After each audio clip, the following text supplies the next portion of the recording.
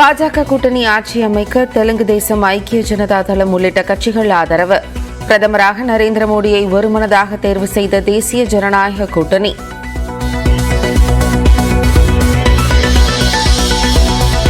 மீண்டும் ஆட்சி அமைக்க குடியரசுத் தலைவரிடம் நாளை உரிமை கோருகிறார் நரேந்திர மோடி. நாளை மறுதினம் பதவியேற்பு விழா நடைபெறும் என தகவல்.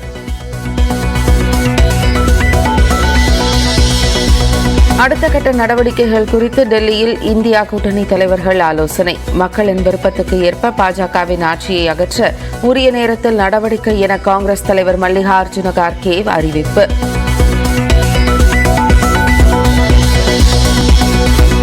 மத்தியில் ஆட்சி அமைக்கும் முயற்சியில் இந்தியா கூட்டணி ஈடுபடவில்லை. டெல்லியில் நடந்த ஆலோசனைக்கு பின் திருமாவளவன் பேட்டி. இந்தியா கூட்டணியின் சார்பிலே ஆட்சி அமைப்பதற்கான எந்த முகாந்திரமும் இல்லை. அந்த முயற்சியையும் மேற்கொள்வதற்கு சாத்தியக்கூறுகள் இல்லை. டெல்லி விமான நிலையத்தில் சந்திரபாபு நாயுடுவை சந்தித்து பேசினார் முதலமைச்சர் மு.க.ஸ்டாலின். தமிழ்நாடு மற்றும் ஆந்திரா இடையேயான உறவை வலுப்படுத்த ஒத்துழைப்போம் என நம்பிக்கை.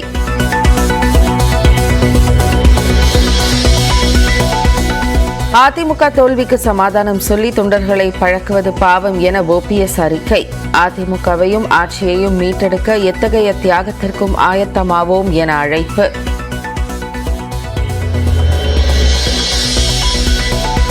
அதிமுக வேட்பாளர்கள் 7 பேர் டெபாசிட் இழந்தது வேதனை அளிப்பதாக சசிகலா அறிக்கை.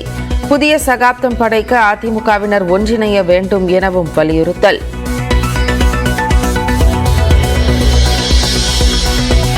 ஆந்திரா முதலமைச்சராக வரும் 9ஆம் தேதிக்கு பதில் 12ஆம் தேதி பதவியேற்கிறார் சந்திரபாபு நாயுடு. பிரதமர் மோடியின் பதவியேற்பு விழாவில் நேரில் பங்கேற்பதால் ஒத்திவைப்பு.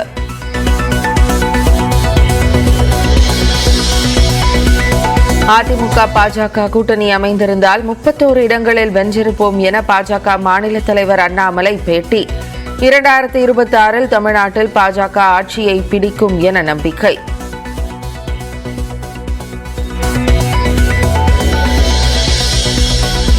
T20 உலகக்கோப்பை தொடரில் அரை சதம் விளாசினார் ரோஹித் சர்மா. அயர்லாந்தை 8 விக்கெட் வித்தியாசத்தில் வீழ்த்தி இந்திய அணி அசத்தல் வெற்றி.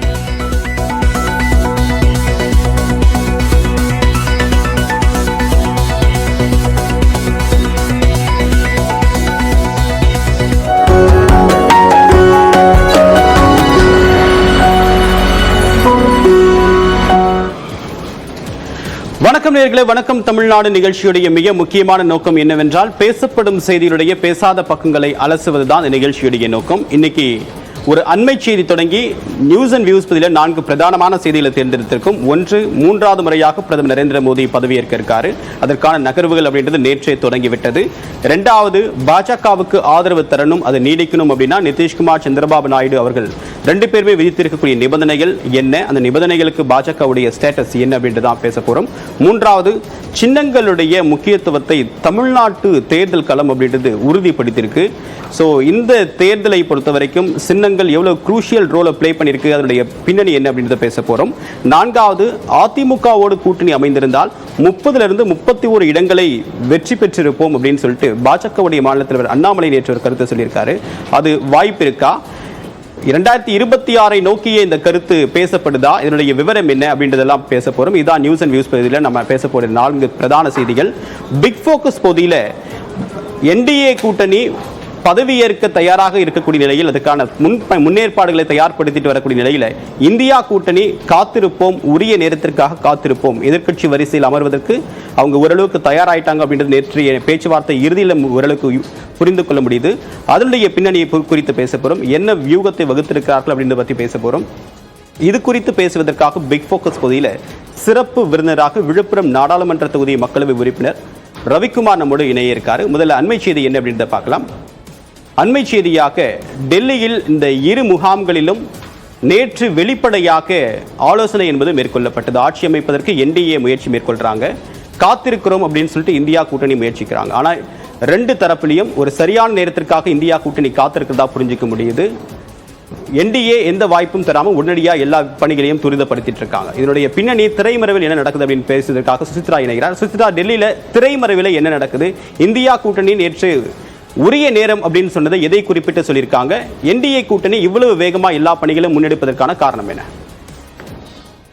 பல்வேறு கட்ட நேற்று ஆலோசனைகள் நடந்து முடிந்திருந்தாலும் இன்று டெல்லியை பொறுத்த அளவில் மிக முக்கியமாக பாஜகவினுடைய கூட்டணி விவகாரத்தில் பல்வேறு ஆலோசனை நடைபெற உள்ளது. குறிப்பாக பிரதமர் மோடி தலைமையில் இன்று மீண்டும் முன்னாள் மத்திய அமைச்சர் அமித்ஷா மற்றும் பாஜகவுடைய தலைவர் JP நட்டா ஆகியோர் இன்று இரவு ஆலோசனை நடத்த இருக்கிறார்கள். கூட்டணியினுடைய அந்த பங்கீடு என்பது எவ்வாறு இருக்க போகிறது என்ற ஒரு கருத்தை அவர்கள் ஆலோசிக்க இருக்கிறார்கள். அது மட்டுமல்லாமல் ஐக்கிய ஜனதா தளத்தினுடைய கட்சி தலைவர் நிதிஷ்குமார் இன்றும் டெல்லியில் தான் அவர் முகாமிட்டுள்ளார். இரண்டாவது நாளாக டெல்லியில் இருக்கும் அவர் இன்று பிற்பகல் அமித்ஷாவை சந்தித்து பேசுவதற்கான வாய்ப்புகள் இருப்பதாகவும் அதன் பின்னர் JP நட்டாவையும் அவர் தனியாக சந்திக்க உள்ளார் என்ற ஒரு தகவலும் தற்பொழுது வெளியாக இருக்கிறது. தங்களுக்கான அந்த அமைச்சரவை பொறுப்பு மட்டும் இல்லாமல் பீகாருக்கான அந்த சிறப்பு அந்தஸ்து மற்றும் காமன் மினிமம் புரோகிராம் ஆகிய இரண்டையும் உடனடியாக, அதாவது ஆட்சி அமைத்து உடனடியாக நிறைவேற்ற வேண்டும், அதற்கான உத்தரவுகளை பிறப்பிக்க வேண்டும் என்ற ஒரு அழுத்தம் என்பது நிதிஷ்குமார் தரப்பிலிருந்து தற்பொழுது பாஜகவிற்கு வழங்கப்பட்டு வருகிறது. அதே போல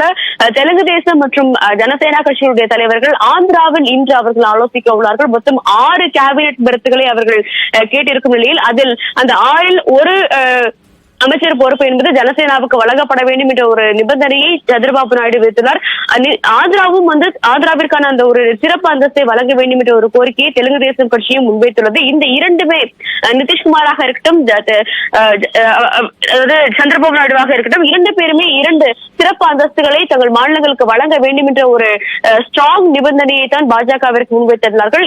இந்தியா கூட்டணியை பொறுத்த அளவில் இன்று அதிகாரப்பூர்வமான ஆலோசனை இல்லை என்றாலும் மல்லிகார்ஜுன் கார்கே மற்றும் ராகுல் காந்தி உள்ளிட்டோர் இன்று தனியாக சந்திப்பதற்கான வாய்ப்புகள் இருக்கிறது. அவர்களுக்கான அடுத்த கட்ட நடவடிக்கைகள் என்பதை பொறுத்த அளவில் மிக முக்கியமாக இந்த கூட்டணியில் இருந்து யாரை இந்தியா கூட்டணிக்கு விரைவில் இழுப்பது என்ற ஒரு ஆலோசனை நிச்சயமாக இந்தியா கூட்டணியில் ஏற்கனவே முன்வைக்கப்பட்டு வருகிறது என்ற ஒரு தகவலும் தற்பொழுது வெளியாகியுள்ளது. தேவா, நேற்று இதுதான் ஸ்டேட்டஸ் அப்படின்னு பேசப்பட்ட நிலையில இதை கடந்தும் திரைமறைவிலும் சில நகர்வுகள் இருக்கு. தொடர்பாக ஒரு அண்மை செய்தியை பகிர்ந்தீங்க. உங்களோட தகவலுக்கு நன்றி சுசித்ரா. அடுத்ததாக பிக் போக்கஸ் பகுதிக்கு போலாம். பிக் போக்கஸ் பகுதியில் சிறப்பு விருந்தினராக விழுப்புரம் நாடாளுமன்ற தொகுதி MP ரவிக்குமார் நம்முடன் இணைகிறார். அவரை வரவேற்கலாம். சார் வணக்கம். விழுப்புரம் தொகுதியில் 2வது முறையா மக்களவை உறுப்பினராக தேர்வு செய்யப்பட்டிருக்கீங்க. நியூஸ் 18 தமிழ்நாடு சார்பாக வாழ்த்துக்கள். முதல் பேட்டி வெற்றி பெற்ற பிறகு நியூஸ் 18 தான் பேட்டி கொடுக்க முன் வந்திருக்கீங்க. நேற்றைய இந்தியா கூட்டணியுடைய தலைவர்கள் ஆலோசனை கூட்டத்தில் நீங்களும் பங்கேற்றிருந்தீங்க. என்ன ஆலோசிக்கப்பட்டது?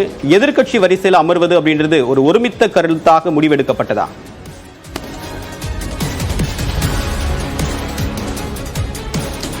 குறிப்பாக திரு ராகுல் காந்தி அவர்களுடைய அந்த கருத்து, இந்த தீர்ப்பு என்பது, மக்களுடைய தீர்ப்பு என்பது திரு நரேந்திர மோடி அவர்களுடைய எதேச்சாதிகார ஆட்சிக்கு எதிரான தீர்ப்பு, ஒரு பாசிச ஆட்சி முறைக்கு எதிரான தீர்ப்பு என்பதை எல்லோருமே ஒருமித்த கருத்தாக முன்வைத்தார்கள்.